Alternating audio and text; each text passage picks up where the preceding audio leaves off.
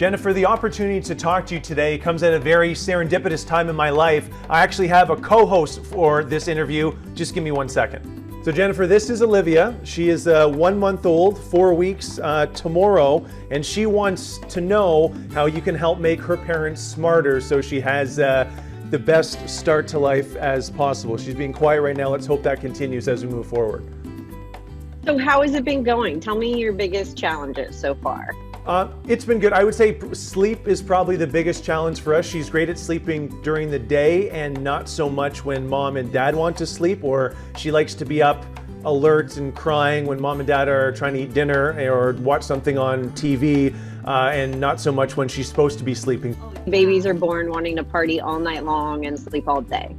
So now that you've reached the 1 month mark and baby's back up to birth weight, the greatest thing is you get to make the schedule now.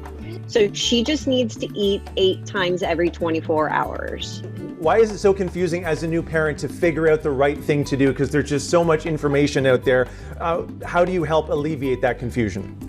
So it's all about looking at them. So if you can lift her up a little bit so I can see her face, I can see exactly what she's asking for. So if she puts her hands to her mouth, that means she's hungry.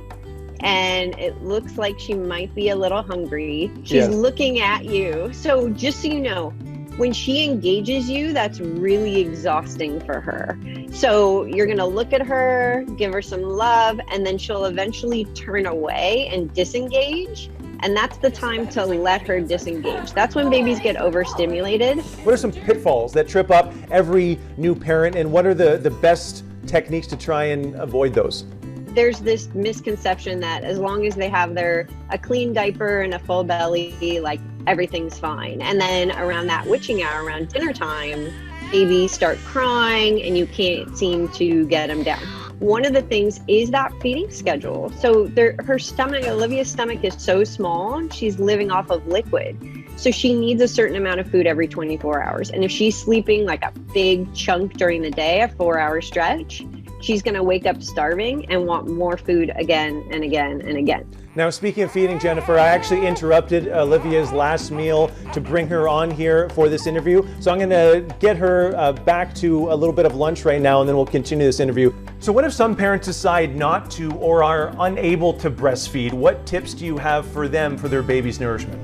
Back in the 80s, when we thought fat was bad, one of the main ingredients of whole milk, it's called a milk fat globule membrane, that was stripped away from all infant formulas. Now we know how important that is. So I recommend finding an infant formula that contains that milk fat globule membrane. Olivia's brain, 85% of her brain development is going to happen by the time she's 3 years old. And the brain contains fat. So we want to give her as many of those good fats as possible. So it's finding an infant formula that contains the recommended level of DHA, which is 0.32%. Jennifer, thank you very much for the conversation. I feel much better than I did when we first started. The book is The Smart Parent's Guide to Breastfeeding. Best of luck moving forward. And once again, thank you very much for the advice and the help. Thank you.